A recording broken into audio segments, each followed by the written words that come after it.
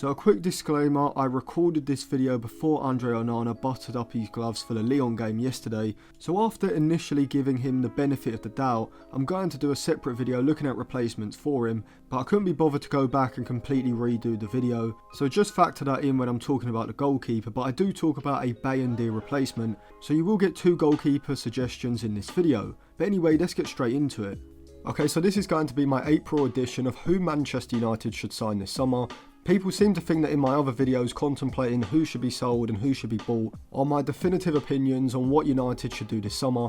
I had assumed that people understood the concept of just floating ideas and suggesting different players are sold and bought, but apparently not, so throughout the summer I'll do official videos giving my concrete opinions. And so in this video I'm going to be talking about some underrated players that I think Manchester United should sign, and don't worry, I'm not just going to suggest the exact same names that we've been linked with in the media and pretend like I always wanted to sign them after we've been linked with them.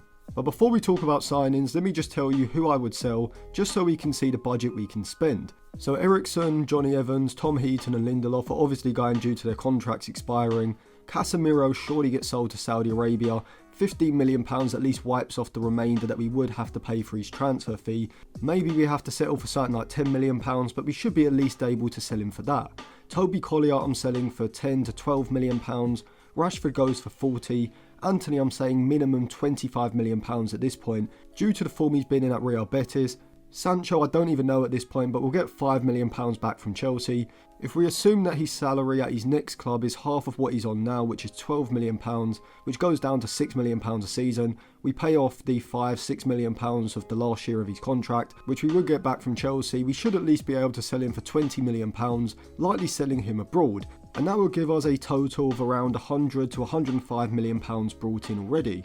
But before I go any further, if you want to check out any cheap, good quality football jerseys, go over to dragonjersey.com. They've got a variety of different current season and retro jerseys, including this Adriano Inter Milan third kit jersey from the 2004-2005 season, which is the season where Adriano was in his peak. Depending on where you live, you can get 7 to 12 day delivery time, as well as a 30-day money back guarantee. But if you want to check out any of the details before you buy, you can get in contact with them through their email or WhatsApp on the site. If you use code Atlantis at checkout, you can get a 10% discount, so I'll leave a link in the description and in the comment section below. So if we add on Garnacho being sold for £60 million, Højlund for around £38 million, which is the remainder of what we owe from his transfer fee, that takes us to around £200 million in player sales. Now obviously I'm not an accountant, so we aren't going to go into the finer details, these are just the rough amounts. So from here I'm going straight for Osimhen. I think he's worth the money and the salary we'd have to pay him. And to provide him with a crossing specialist, I'd also bring in Dwight McNeil. Osimhen has a release clause of £58 million. I am going to do a separate video looking at how we could potentially negotiate that down, but for this video we'll just assume that we paid a release clause. Dwight McNeil should cost around £32 million, which would take us to £90 million for those two. In terms of the midfield, I'd go for Manu Kone at around £30 million, Hayden Hackney at around £20 million, probably with some add-ons on top for both. And that's around £140 to £145 million spent. Rayan Cherki I'd get for £20 million, which is what he was available for in January. We may even be able to get him cheaper, because he's only got 1 year left on his Lyon contract. Alongside that, I'd bring in Matheus Cunha for his £62 million release clause, which would then take us to £220 to £225 million spent, which would be a net spend of around £20 to £25 million. Now, obviously, it's not 100% accurate because you have to also account for amortization and the structure of the deals, but this is a YouTube video, not an accountancy report. So that's 6 main signings. I've not included the signing of young players that would fall into the same category as Diego Leon and Chido Obi Martin, but I'll come on to a few young players I would sign in the summer and then potentially loan out later on in the video. It is quite a lot of signings, but United have to make a lot of signings, there's no way around it. I can tell the people who don't really know about football because they think that signing more than 5 players in a transfer window is only doable in Football Manager, when in reality this is going to be the new norm in football. We've seen Chelsea do this over the last few transfer windows, and because of the PSR and FFP restrictions, you have to be prepared to sell and buy in high volume, especially Manchester United, considering that we already have a depleted squad And that's before we've even sold players like Casemiro, Garnacho and Højlund and moved on players like Eriksen and Lindelof. Now I would also love to sign Leonardo Balerdi from Marseille, who should cost around £30 to £35 million, and hopefully that would be possible, taking us to a net spend of between £50 to £60 million. But if it wasn't possible due to financial reasons, I'd look to sell Dalot for around £30 million in order to fund that transfer.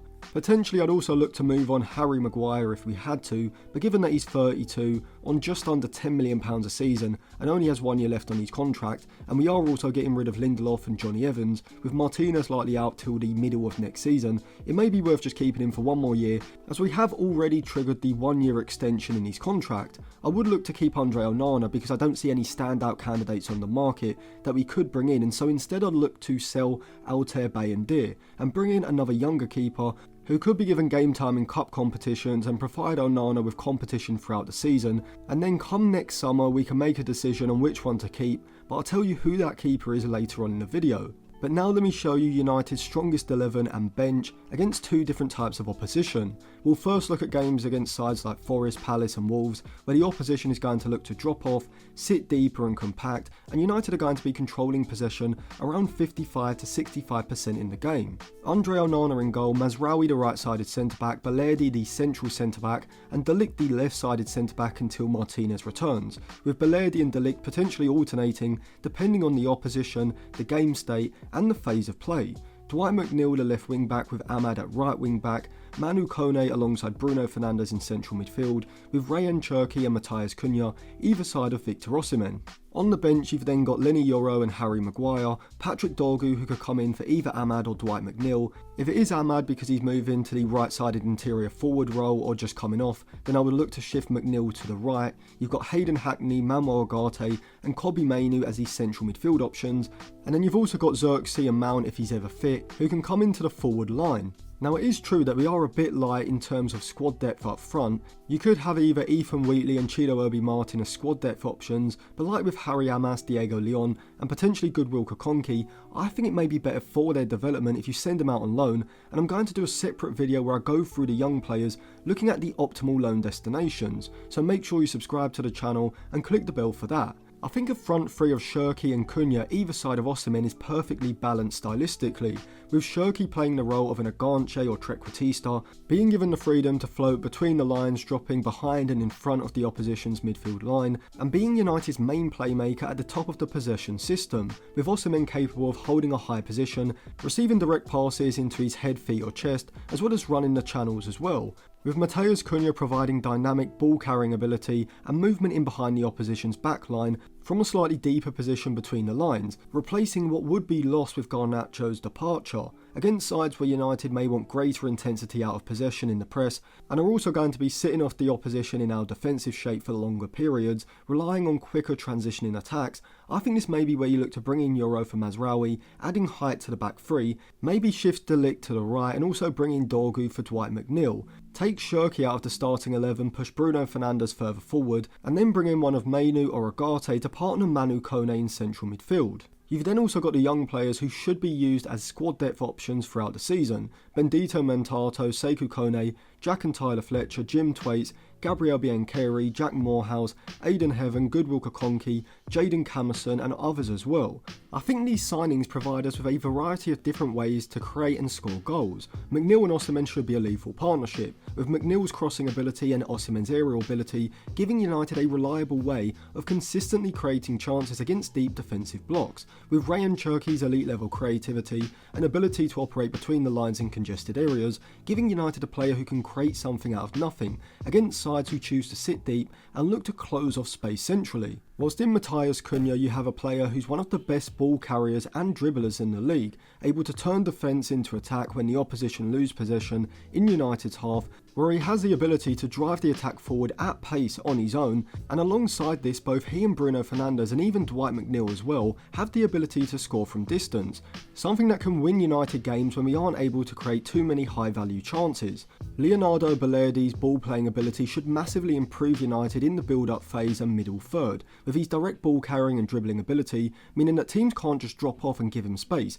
as they can do with De Ligt and Maguire. And from a defensive point of view, he's perfect for a high pressing system, being incredibly aggressive and assertive when pushing out, looking to make tackles and interceptions, whilst Manu Kone has the athleticism, tenacity and ball carrying ability that United's midfield desperately lacks. And in Hayden Hackney, you've got the perfect Christian Eriksen upgrade, being a fantastic incisive passer and having a keen eye for a through ball. Now, in terms of young players, I would look to sign for low fees and maybe either integrate into the first team or loan out depending on United's squad depth and injuries. I would look to sign Stabak's 17-year-old centre-forward Oscar Spitten-Naysetter, Motherwell's Lennon Miller and Rosario Central's Juan Jimenez, who should all cost under £3 to £4 million.